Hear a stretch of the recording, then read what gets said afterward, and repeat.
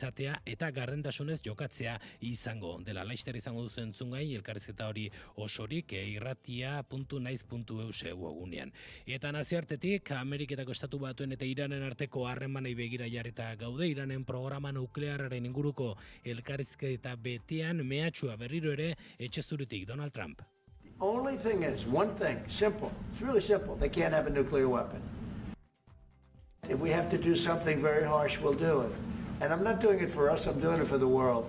Zerbait gogorra egin behar badute egingo dutela esan du Trumpek, kazetari galdetuta ia horrek instalazio nuklearren aurkako eraso bat ekarriko luken, baietz zioen Trumpek gehituz armamentu nuklearrik garatu ezian herrialde bikaina izango litzatekela Iran. Azken orduetan aldebiko bilera ugari izan dira, larunbat honetan Erroman egingo duten bigarren bilera horri begira, Errusiara joateko tanda aste honetan, Iraneko atzerri ministroa gainera, Irango eta nazioarteko energia atomikoaren arduradunek ere aldebiko bilerak izango dituzte. Uranio aberastuaren ekoizpena da gai giltzarria, 160 arte aberastean nahi luke Iranek, bomba atomikoak ekoizteko behar den 190 urruti, baina 2015ean Estatu Batuekin adostutako 5,67 oso gora. Teheranek helburu baketsuak dituela dio eta Washingtonek ez dela fido. Azken ordukoak hauesek ditugu, egunari neurri hartzeko gurekin dugu ere, oinatzazperu lankidea egunon. Egunon egoiten zule guztia, lamundutik hasiko gara, ELAK sindikatua kontzentrazioa duelako egiteko, Euskotreneko euskara eskakizunen atzera pausoa salatzeko, LAB sindikatuak ere agerraldia bat dirudi osalanen formakuntza saio batzuetan jasotako jarrera matxista, arrazista eta antisindikalak salatuko dituela. Ikusiko da ze kasu ematen dituen argidera. Bridgestoneko Basauriko eta Usansoloko behargina berriz, gaur beste greba egun bat izango dute, kaleratzen aurka edota Gasteizko Parlamentuan SDA Faktoriko Industria Batzordeak agerraldia du. Gogoratu BSH-rekin gertatu moduan multinazionalak enpresa saldu eta itxi egin nahi dutela. Bestalde gaurkoan Nafarroako Bardetako tiro poligonaren kontrako asamblearen agerraldia espero da Nafarroako Parlamentuko batzordean arratsaldeko 3 eta ordu berean beste areto batean Mikel Irujok Zunzundegiren egoera hitz egingo du Nafarroako Parlamentuan. Irujo dakizuenez ekonomia kontsellaria da.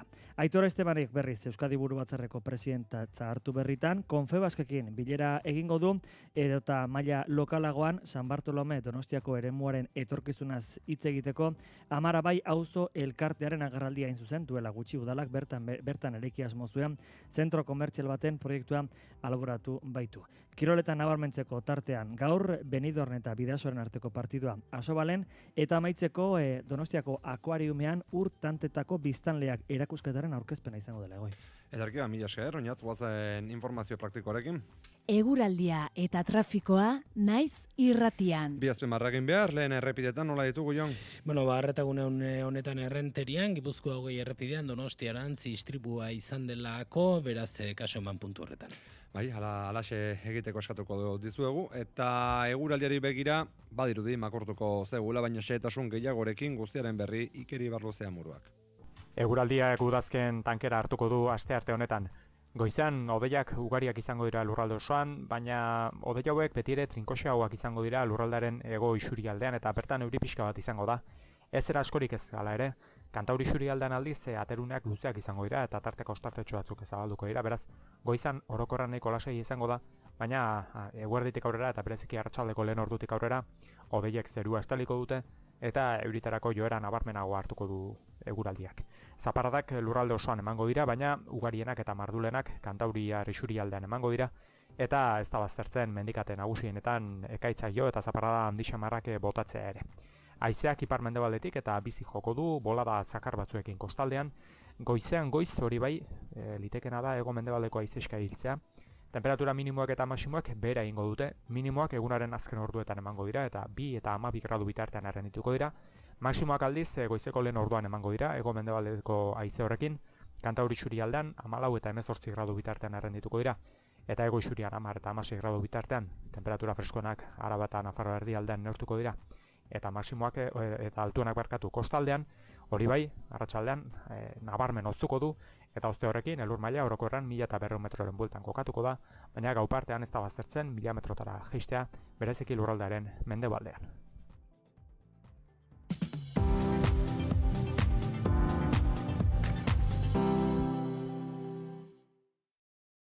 Apenas entzuten da bakearen aldeko oihurik. Gerra bai. Gerra han eta hemen. Baina ez. Gerra ez da risk partida bat. Eta bai, 50 urte dira Franco bere ohean hil zela, baina frankismoak bizirik dirau. Horregatik, mobilizatzen gara euskararen alde. Horregatik defendatzen ditugu zerbitzu publikoak, berdinen arteko, Euskal Errepublikan asko zobe biziko garelako. Apirilako 20, aberri eguna, Iruñea, Euskal Herria bildu.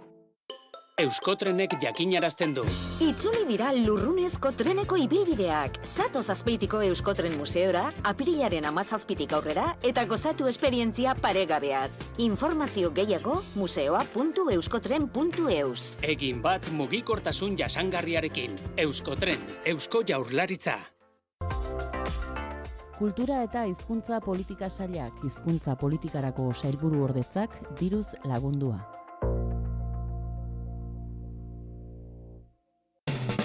Bakarrik edo soilik. Noiz erabili behar duzu bata edo bestea. Bakarrik eta soilik hitz baliokideak dira, sinonimoak. Baina... Beti dago baina bat. Dagokien elementuaren atzean jarri ohi ditugu eta ondoren izaten dute aditza. Adibidez? Aurten 15 egun soilik izango ditu toporrak hartzeko. Alegia 15 egun bakarrik? Bingo! Ba, ze gutxi. Adibide batzen Nerea? Badakit, Ander, badakit. Ba, adibide gehiago izango dituzu Adi eta Ari Naiz Irratiko podcastean. Astelenetik ostiralera, iluntzeko 9:10 gutxitan eta podcast plataforma guztietan. Adi eta Ari. Euskara lantzeko Naiz Irratiko podcasta. Hartu egunero 6 minutu eta hobetu zure euskara Naiz Irratiko Adi eta Ari podcastarekin.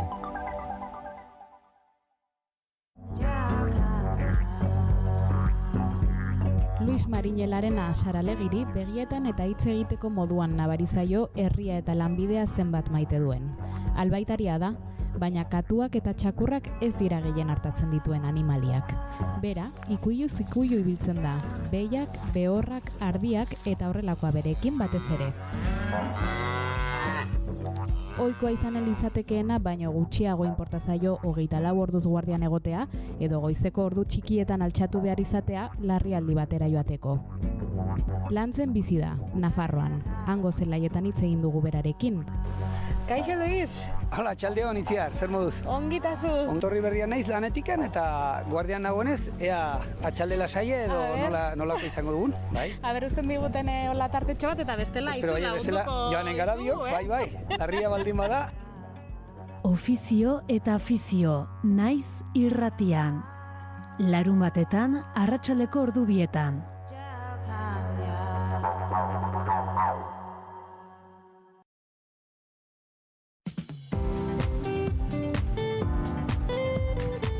Informazioaren aria.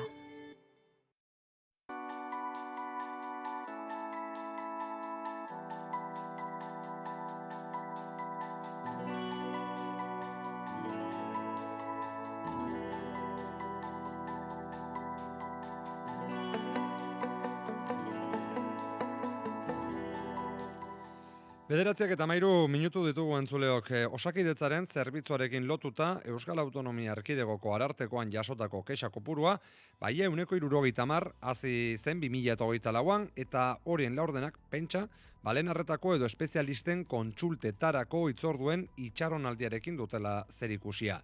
Administrazio publikoen kudeaketarekin lotutakoak dira kexetako asko eta era berean, etxebizitzak noski jarraitzen du Araba, Bizkaia eta Gipuzkoako herritarren kezka nagusien artean.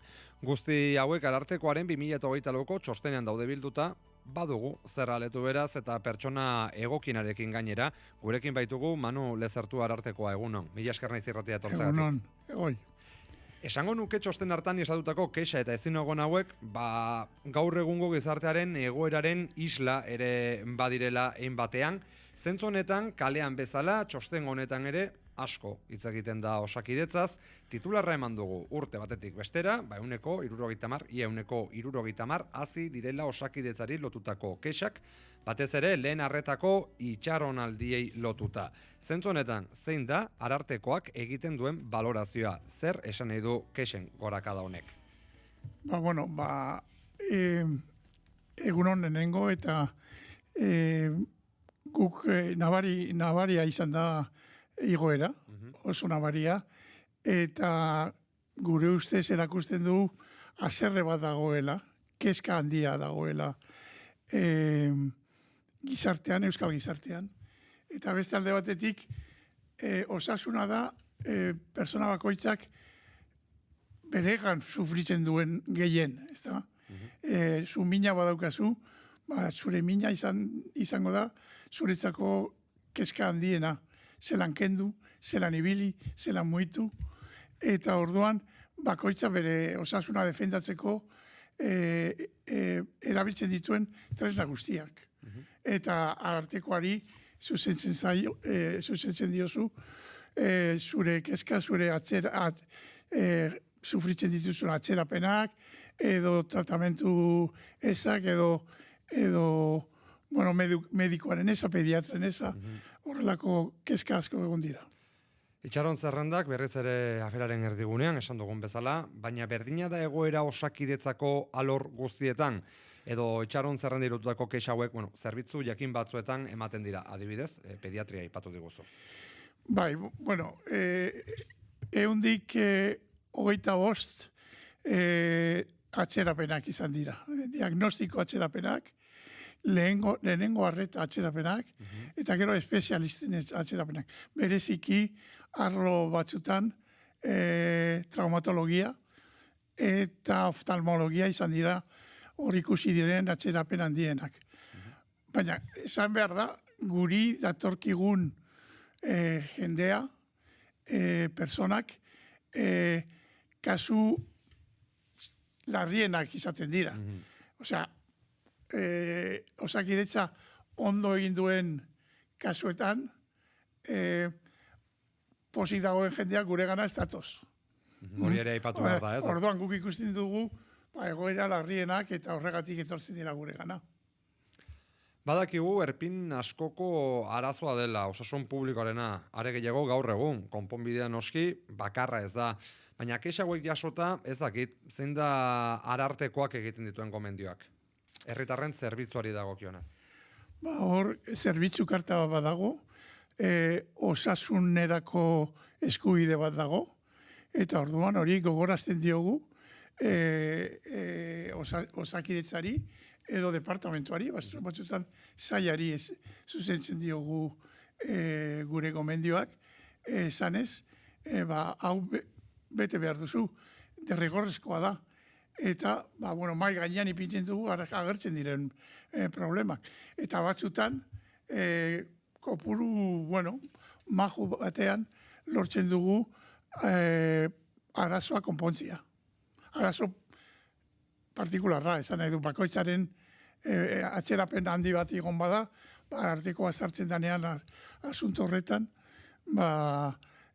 lortzen dugu gutxitzea edo tratamentua ematea, edo ordaintzea, medikamentuak, botikak ordaintzea, batzutan horrelako arazoak izaten dira ere. Arartekoaren gana jotzen duten pertsonek jotze duten azken atea da arartekoarena alegia. Demagun, Osakidetzan ari gara, zure gana jo aurretik, zuen gana jo aurretik saiatu dira prozesuren bat egiten Osakidetzan bertan, ez dakit gobernuaren bitartez? Gainera hori derrigorrezko araua da.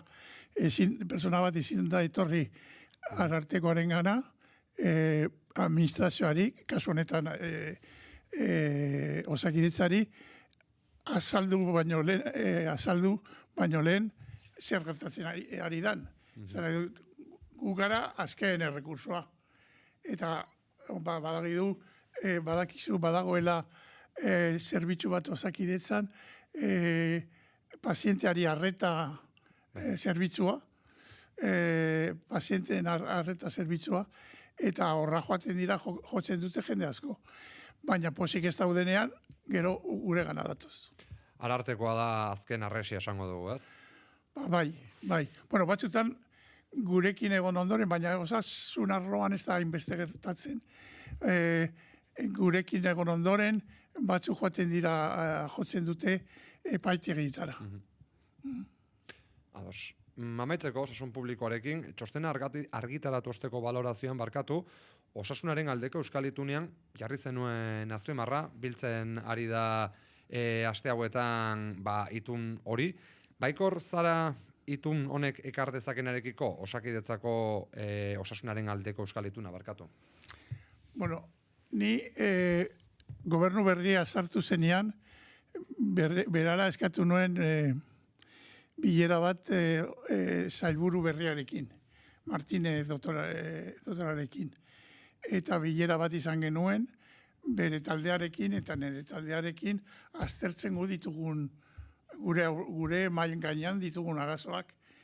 Eta, 3 orduko bilera izan zen, eta guk ikusi nuen borondate handia elkarrizketaren bitartez konpontzeko lehenengo onartzen arazoa dagoela, aspaldian badakizu esate... Garai baten ez duen arazorik eta percepzio bat zen. Percepzioa besterik ezala. Gutxienez ulertu genuela arazoak mai gainean zeudela eta borondate handia, eta guk nik baikorra naiz, azkenean, gainera mundu guztia dago hor eztabaidatzen, aktore guztiak, eta orduan nik uste dut hortik zer ona atarako dela.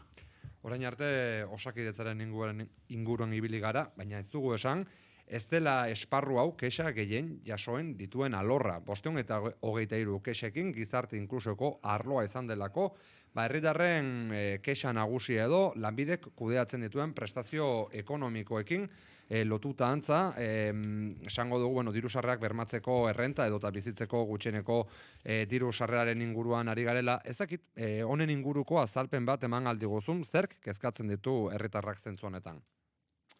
Betidanik gizarteratze arloan eta lanbideren prestazioak izan dira kezka gehienak jasotzen ditugunak, ez da, arlo horietan.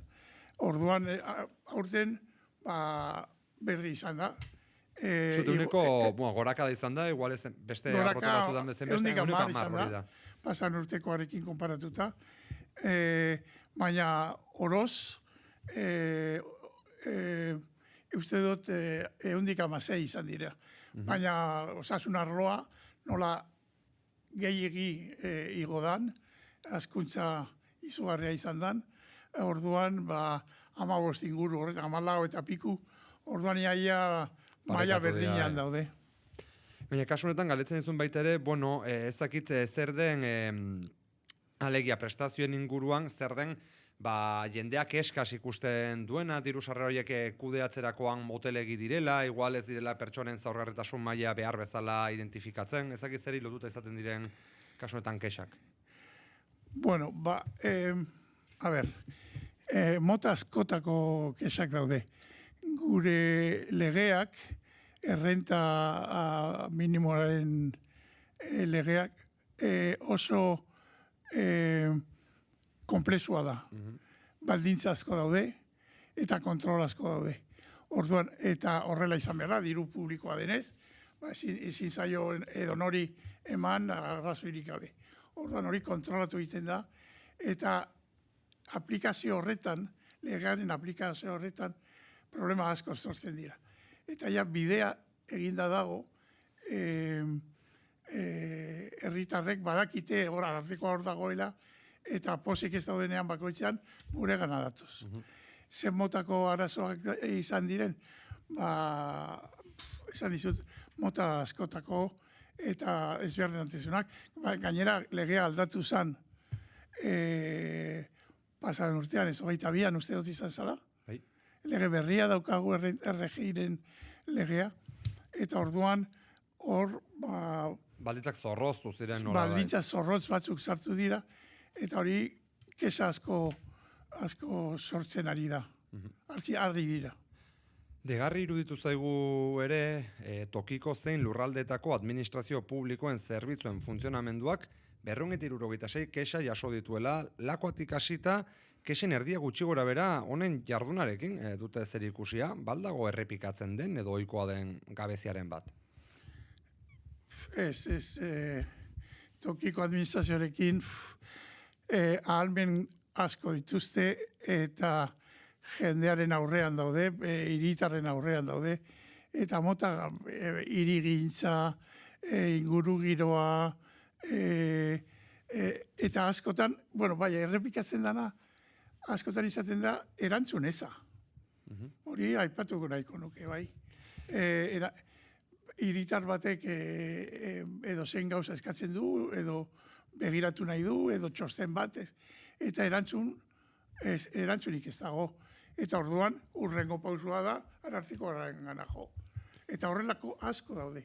Izaiteke baitere kasu honetan, Imanol Pradalesen eta honen exekutibo berriaren iritxerak, nola tenkatu edo nahastu dituela zenbait zerbitzu, galdetzen dut batez ere, hainbat sail aldatu dira.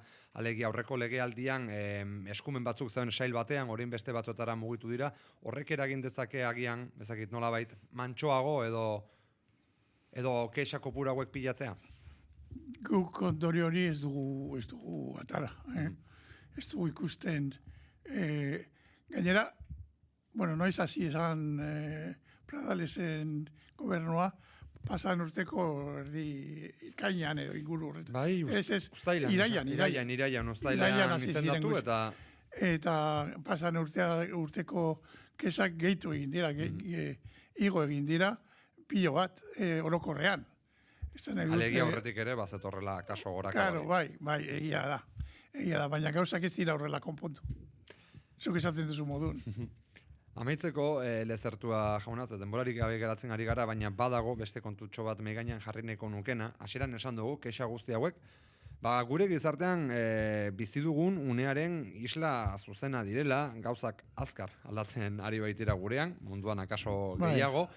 Eta okerez banago, Arartekoaren bulegoan bertan Arartekoa erakunde bezala erreformatzeko beharra jarri duzu maigainean. Zergatik? Gure legea 40 urte dituelako. Zira gutxi. Eta ez da gutxi. Eta euskal gizartea munduarekin aldatu egin dela. Eta orduan eguneratu egin behar dela guk ditugun ahalmenak, guk ditugun tresnak herritarrak defendatzeko. Eta gainera, nazarteko mailan araukoak egon dira, eta gure legea ez dela bat etortzen arau horiekin. Veneziako printzipioak oso importantia dira mundu osoan eta Europan bereziki. Eta orduan, iruditu zitzaigun beharrezkoa zala eguneratze hori, gainera gure inguruko gu bezalako erakundeak aldaketa asko sortu dituzte, eta gure ustez euskal gizartea beharko luke Ararteko hobe bat, egokiago bat, eta independentiago bat. Espero dugu, garai berrietara egokituta dagoen Arartekoaren figura hori heltzea, Arartekoa, ez zuk esan bezala, beharrezkoa dugulako, akaso gaur inoiz baino gehiago.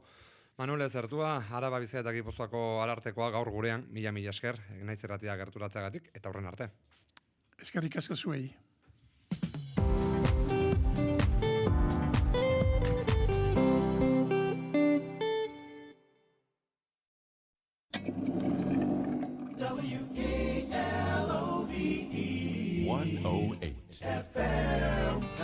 Historiak idatzidako gertakari eta mugimendu sozialetan musikak izandako paperaz ariko gara. Gramofonoan, historia duten kantuak. Larunbatetan, arratsaldeko 3:00, Naiz Irratian.